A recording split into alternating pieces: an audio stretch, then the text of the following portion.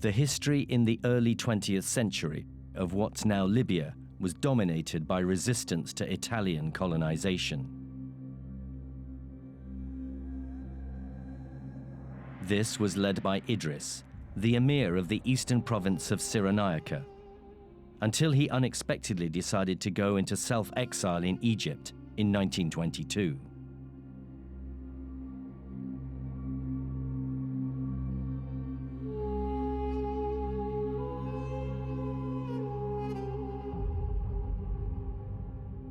Italy was ruled by the far-right Benito Mussolini, and Italian occupation of the region was repressive and violent.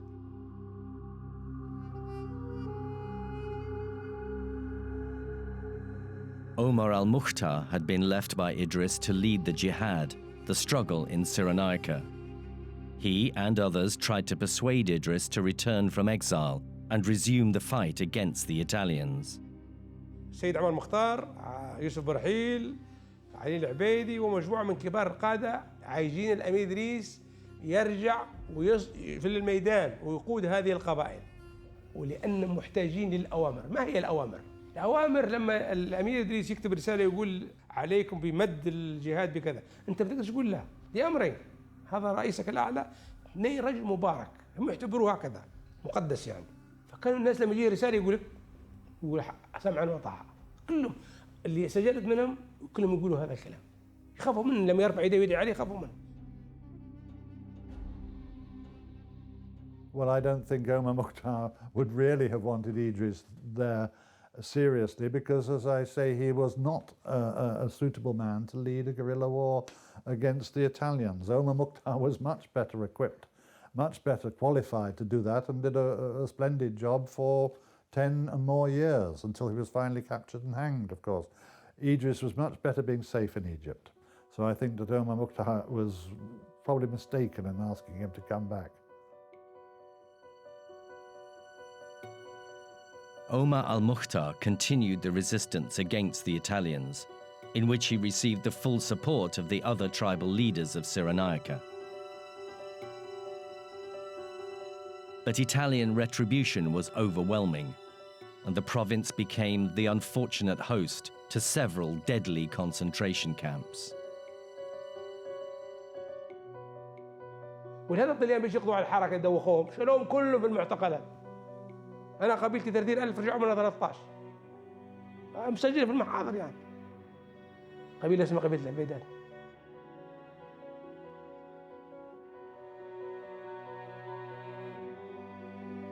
ألف نسمة. تعداد الطليان رجعوا 13,000 ماتوا في العقيل والبريك. لأن هذول يساعدوا في المجاهدين بشرا ومادة واستخبارات.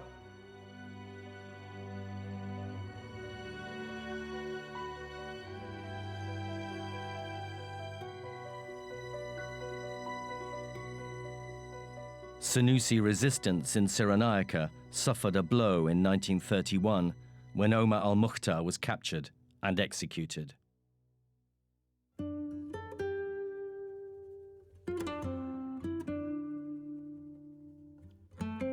It was a very sad time. I lost many of my closest friends and loyal supporters. They were killed in jihadi battles against the Italians.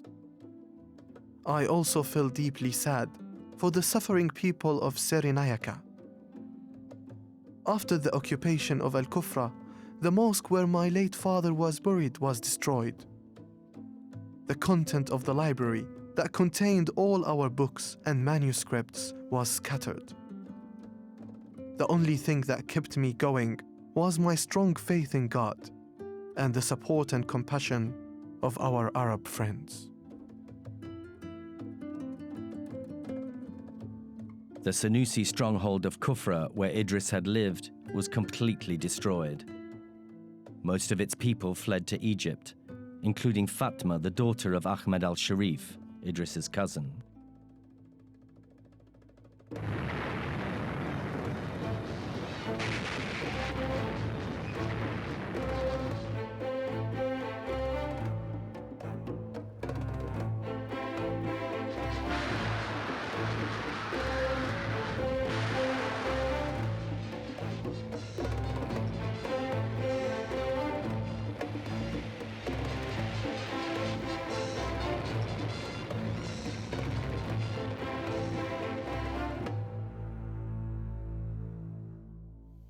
الملك إدريس كان سياسيا موجودا في المنفى في مصر.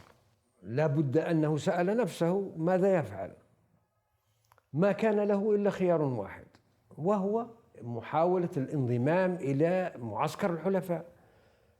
انتهى الأمر إلى أن دعا الأمير إدريس إلى عقد اجتماع في بيته، وحصل جدال هل نحن يصلح بينا نخش مع الانجليز؟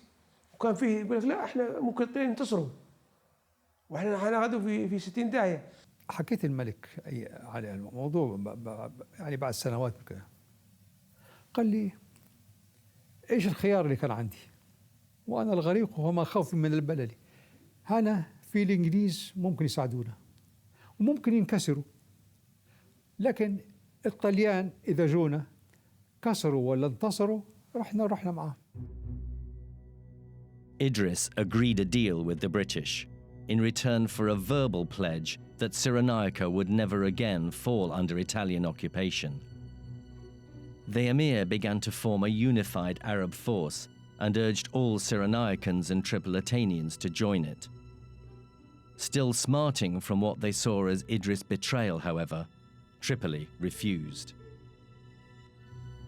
لما جاء الاتفاقيه اول من عارض الانضمام للانجليز هم اخوتنا في طرابلس بالذات. لماذا؟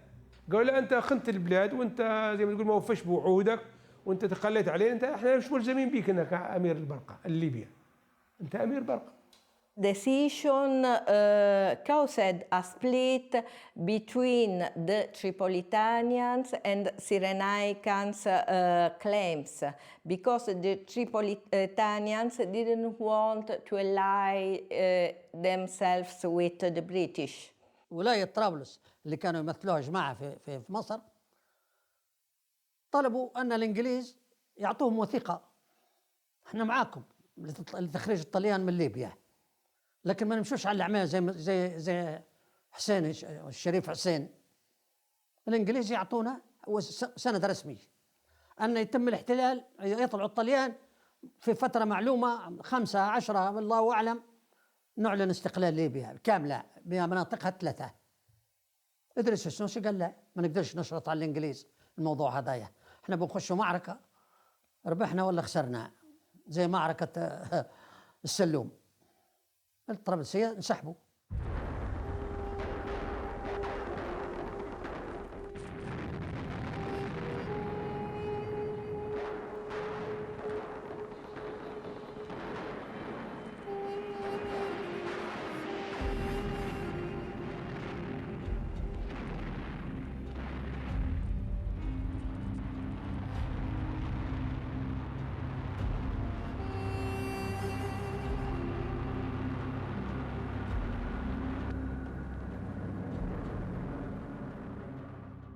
انتصروا في انتصار في الصحراء الليبيه. ايدن اضطر ايدن اللي هو وزير الخارجيه يصرح في مجلس العموم البريطاني يقول لولا القوه العربيه الليبيه لما كسبنا النصر في الصحراء الليبيه.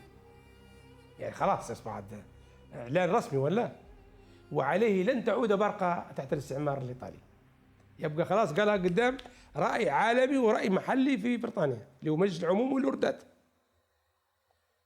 فهنا الامير إدريس بدات الاوراق متاعها تطلع، لكن بدا عندنا نزاع مع جهه الغرب لانهم هم رفضوه وجاء هو في الجانب المنتصر.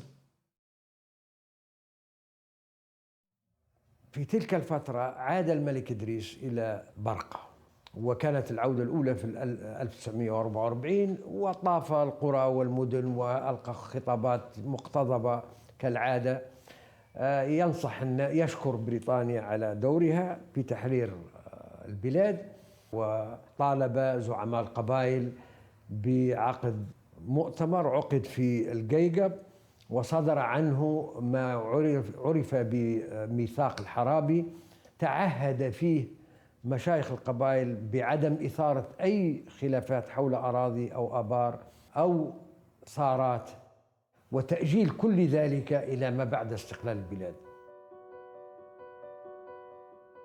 But when Idris returned to Cyrenaica in 1944, he suffered a severe setback.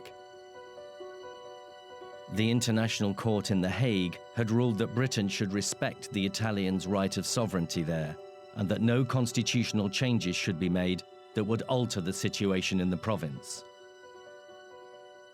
The ruling seriously undermined Idris' plans for independence from Italy. He was also accused of being a puppet in the hands of the British.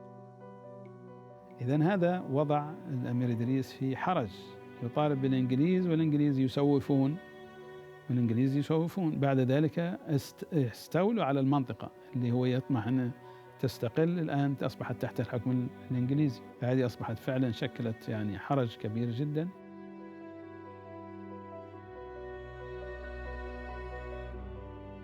الليبيين اكتشفوا انهم استبدلوا مستعمر بمستعمر حقيقه، يعني طلعوا الطليان بقى لهم الانجليز والفرنسيين في نظام جديد، في شكل جديد، في ثوب جديد. يعني الانجليز روغوه كثير، قال لهم اشتركنا معكم، وضاعوا اولادنا كثيرين منهم ضاعوا في الحرب، وتوا قاعدين يتروغوا فينا، ما تبوش تعطونا استقلالنا، ما نحن ما نبدلش في استعمار باستعمار. Idris continued to use diplomacy with the British to try and achieve the independence from Italy he desperately wanted. But his efforts were frustrated. The British and Italian foreign ministers Ernest Bevin and Carlo Sforza came up with a plan for the Italian colonies in May 1949. It would put the three provinces under international custody for 10 years, when Libya would eventually gain independence. The plan met with immediate opposition in the region and was ultimately defeated in the UN. كل الليبيين بما فيهم المتحدث، كلنا، أنا كنت في الولاية لكن الكل قالوا لا يمكن. الأمير إدريس قال لا أقبل وصاية حتى من الملائكة، كلنا ما في حد قال.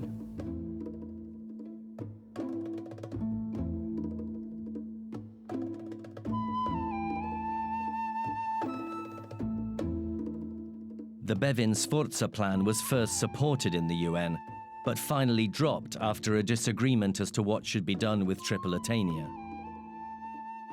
This defeat gave Libyans all the motivation they needed to push for immediate independence.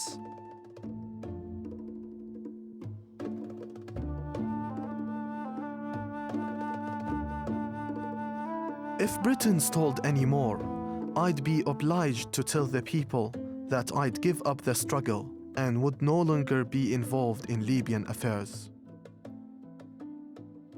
I'd go back to Egypt or live in Cyrenaica like any other ordinary citizen. I'd be accused of breaking my promises and betraying my people after I'd asked them to be patient for so long. I was assured that if the UN failed to agree on the future of Libya, Britain would look into granting Cyrenaica independence and hold negotiations on a cooperation and defense treaty. The Cyrenaicans' respect for the British was wearing thin, and they were criticizing me for being a puppet. The freedom we've struggled for is under threat. In 1949, Britain finally agreed to grant Cyrenaica autonomy under Idris' leadership. From the second half of the 40s, the British considered Idris as the political leader of Cyrenaica. On the 1st of June 1949, Emir Idris announced the independence of Cyrenaica at the Al-Manar Palace in Benghazi. Loud applause accompanied his speech several times. At the end, significantly, he went on to express the wish that Tripolitania should also gain independence. Members of the Omar al-Mukhtar Association shouted, rejecting independence without a unified Libya. They said they wouldn't celebrate while Tripolitania was suffering. Down with fake independence, they shouted. I can say it can be considered as a betrayal. The fact that Idris he was concerned mainly with Cyrenaica issues, Cyrenaica independence.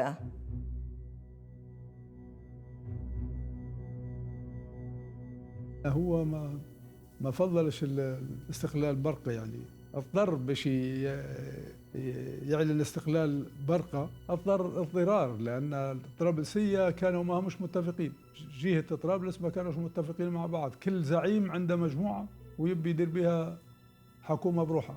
فهو قال لك أنا نبدأ باستقلالي في المنطقة الشرقية ونطالب باستقلال المنطقة الغربية والجنوبية. هنا جمعية عمر المختار اللي هي مجموعة المثقفين قالوا لا احنا لازم نستقل برقة تستقل معها طرابلس وفسد، وبدأ فيه نزاع شوية هيك بينهم وبين الأمير إدريس. هو المهم أنه هو يكون أمير برقة أولا وملك المملكة الليبية ثانيا. إذا كان وفق في إمارة برقة فأهلا وسهلا، وإذا كان وفق في ليبيا برضو. حتى لما أعلن الاستقلال وطبق النظام الاتحادي أصر على أنه اسمه ملك المملكة الليبية المتحدة وأمير برقة. The great dilemma for Idris was, do I become the emir of an independent Cyrenaica alone, or do we try and incorporate Tripolitania as well? From the Cyrenaican point of view, perhaps it would have been simpler just to be a small independent country on its own, but that would have denied the Tripolitanians their own aspirations to become an independent country. The trouble was, as I've already mentioned, the Tripolitanians were deeply divided about what they really wanted, as they had been after the First World War, when they had again been given the offer, or tried to make the offer, of uniting with the Senussi in the common front against the Italians. It hadn't worked.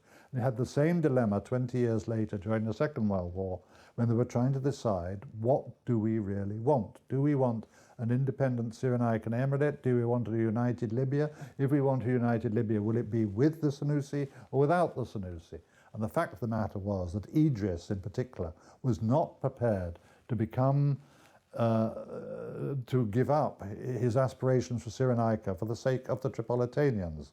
If I'm going to be Amir or king of anything, I'm going to be king of a united, a sole country, and not be put aside because the Tripolitanian Republicans want a republic.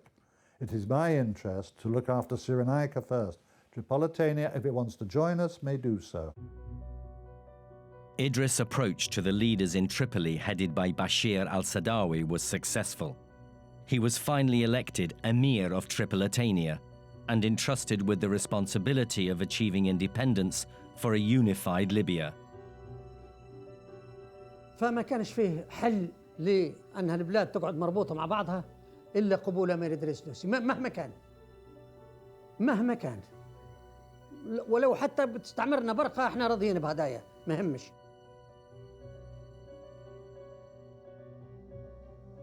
On the 21st of November 1949, a joint Cyrenaican Tripolitanian delegation went to the United Nations General Assembly.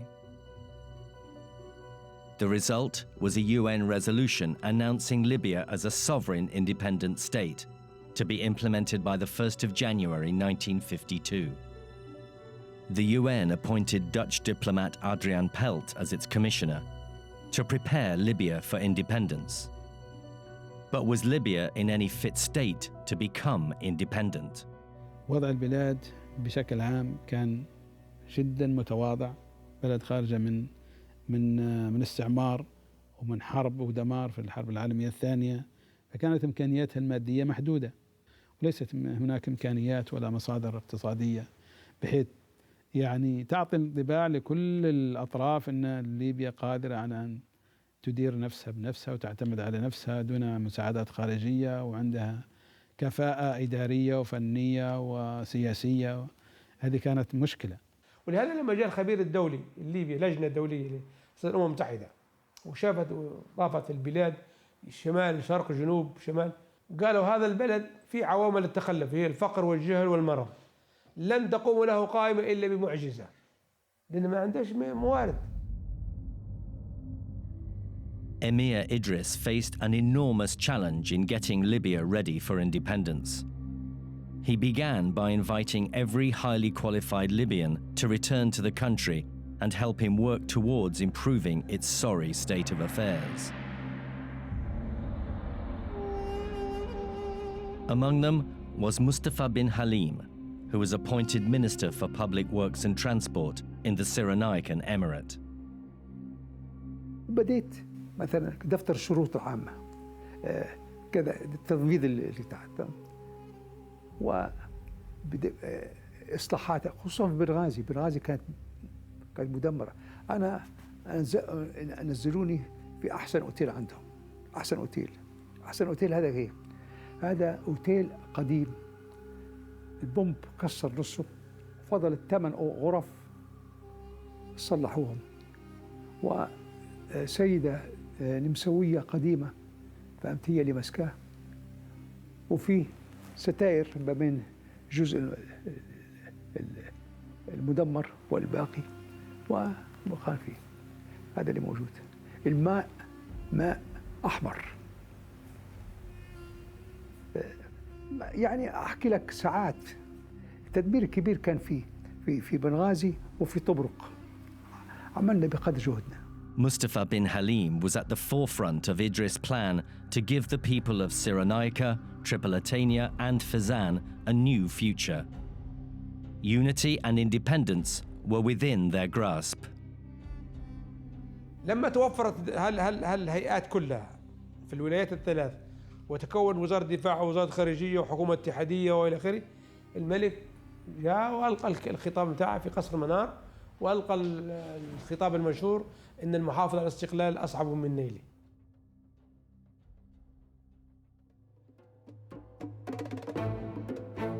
In the second episode,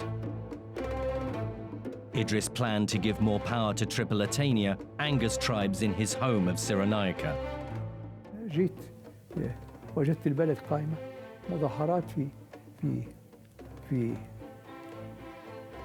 البيضة، يسقط محمود المنصر ويسقط مصطفى الحميد. The rise of Egyptian nationalism spills over into the United Libyan Kingdom.